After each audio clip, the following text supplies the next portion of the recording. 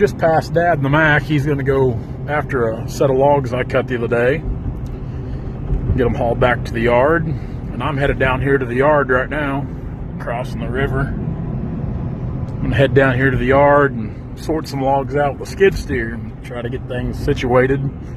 Like I said, when a lot of logs come in, or when logs keep coming in, you really need to stay on top of sorting them and getting them how they need to be laid out, or you just get a bunch and then it becomes hectic and a mess. And of course, this time of year, we need the skid steer on every job, so it's a lot of times it's tough to bring it back to the yard to work it for a couple of days. So like today, that's really the only thing I got going on today is doing that. And I think I might go help Brandon this afternoon when he gets off work, if he calls. We actually used the skid steer there at his house this weekend, helping out on Jill's horse barn, trying to get it ready to pour concrete on the inside of the barn, which we talked about shooting a video of that yesterday, and it was actually kind of fun, enjoyable work. It was kind of neat. I'd never done anything like that before, and Brandon ran the skid steer. I was on the business end of a rake, which was work, but it wasn't too bad. It was enjoyable. It was kind of a fun way to spend a Sunday, getting that ready for concrete. So we'll get down here, get these logs sorted. If we can weave through all Dad's trucks here. Here's his 1 ton. Here's the other 1 stack Mac with a winner in the back. Get out here to the yard. I hauled the skid steer down here this morning. A lot of logs to sort, a lot of logs to get sorted out and put in their prospective places. So we'll jump up here, get this thing fired up, and we'll go to sorting. Just rolled over 100 hours on the old skid steer here. My, where does the time go? 100 hours on this bad boy. So you know, it'll be time to trade it off. Yeah, I'll be trading before the warranty goes up, which it's got a pretty good warranty on it. I'm not for sure. Don't quote me. I want to say like 500 or 600 hours. Don't quote me on that, but it's a pretty good warranty. And I'll trade this machine off before it gets there. My next one will be a 299. I will go with a little bigger machine just for the added weight. I mean, that 289, so that's an excellent machine. It's well taken care of, that's for sure, because me and Brandon, we service it and take care of it. Of course, it's not even time for its first oil change yet, but as far as the greasing and everything goes. Been no issues with it, though. It's been a great machine. So we're getting the logs all rode up.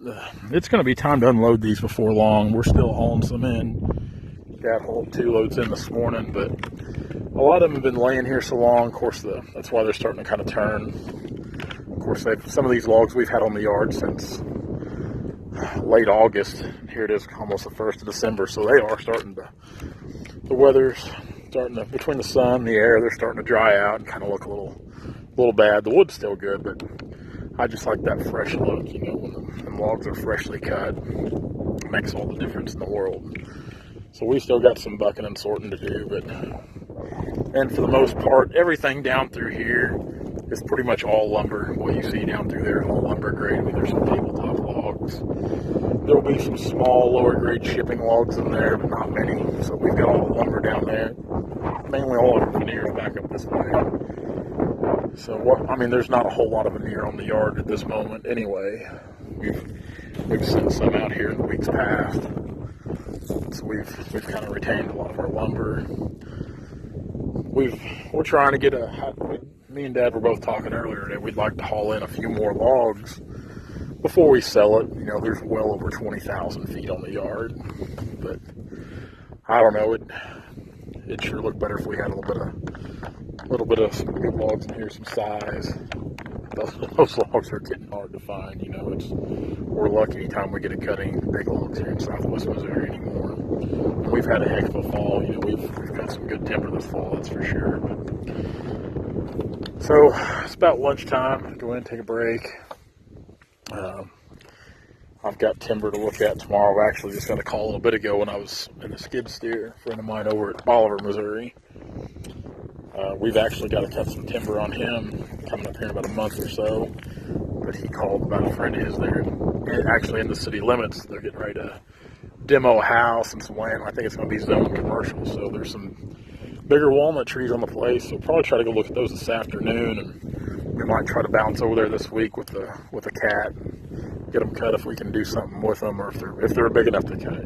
Just we'll have to see them. I don't want to jump to conclusions or anything. So yeah, it's like I said, these aren't the best set of logs we've ever had on our yard, but it's a good set. Like I said, there's several of them. It'll be over 20,000 feet, but we've got everything hauled in as of right now. Just wish we had a few more. I remember when I was younger, when it seemed like Dad would have sales like this 2 or 3, 4 times a year on the yard, and Dad used to have a big veneer sale every year. And I remember when I first started logging, we used to have big veneer sales. We'd do one usually late November, 1st of December, then we'd do another one March or April, just strictly veneer sales. We'd hold back our good veneer logs and let them go, but times have changed since then. Just the way logging's done here in Southwest Missouri's changed so much since then. And touching on that a little bit, I'm on Facebook a lot. I'm on social. I'm all over social media a lot, and I'm in groups. People will tag me in like some of these, like these Facebook groups. And I was watching a couple posts in particular this past weekend. Well, I wasn't tagged in them. I just stumbled across them where people were getting, I guess somebody got ripped off by a logger down here in southern part of Missouri. Monette area, I believe. Don't quote me on that. I think it was down in that area. And,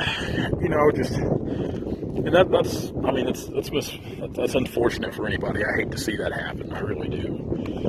And the only advice I can give is, check your logger out before you have your timber harvested. Make sure they get all the proper credentials, proper working insurance, proper equipment, proper tools to get the job done. Make sure they've got a good name and good reputation. It's, when this day and age, social media it's a great thing and it's a bad thing. And it's a great thing just because people like me that we put ourselves out there on social media so much so the world can see what we do. I've got nothing to hide, and I try to make that clear and evident with everything we do and all my posts daily, because I've been doing the social media thing for over 5 years now for Turner Logging. And I get a lot of work for it just because people can see what we do and how we do it, and they know, I've got nothing to hide with how we conduct business or how we operate. I carry my certification for the state of Missouri. We're insured. We've got great equipment to work with. We've got great references. Of course, the company's been around since 1932. My great-granddad started. We're a family of loggers. That's what we do. We're extremely proud, and we take a lot of pride in how we conduct business. And there's nothing I love more than when people recommend me and Dad to go and cut timber and do a job. Because, man, that's great, because when people are happy with my work and they recommend us, and that's what it's all about right there. But the thing that does aggravate me is you get on some of these Facebook groups, and like I said, I was watching this one very close, just reading the comments and watching what everybody was saying, posting. Well, you get some keyboard commandos on there that know absolutely nothing about logging or forestry. I mean, honestly, they know nothing. They know nothing. See this stuff here? That's about how much they know. They know nothing. That's dirt, and that's a piece of wood. They know nothing. But they get on there, and they get to kind of running their old mouth, and saying, well, this is what you ought to do, and that's what you ought to do. Well, man, first of all, like I said, most people, when they have their timber cut, it's not something. Most people that have a farm they're gonna harvest their timber maybe once or twice in their lifetime, maybe 3 or 4 times, depending on what kind of timber they got. So when you do it, be sure to check into it and do it right. Get some. I love to. Don't get me wrong, I love to cut it, but I'm not saying you got to use us, because there's other great companies out there like us. There really are. My competition, and even though they're my competition, I've got to brag on them a little bit, because they conduct business in a very great way. And it's a shame, that there's so many outlaws or fly-by-nighters, what we call them, get in there and they try to make a quick buck by taking advantage of somebody. And it's terrible.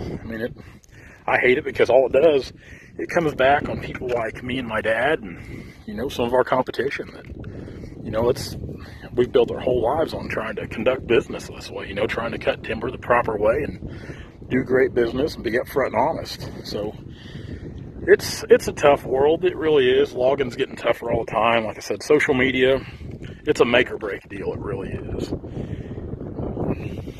You've really got to watch, just like the stuff I post, the things I say. I mean, you can't be out here just being foul-mouthed and, just saying slanderous or stupid things. I mean, you got to mind your P's and Q's, because that's being respectful of yourself and others. But like I said, these fly-by-night operators, that's what it comes down to.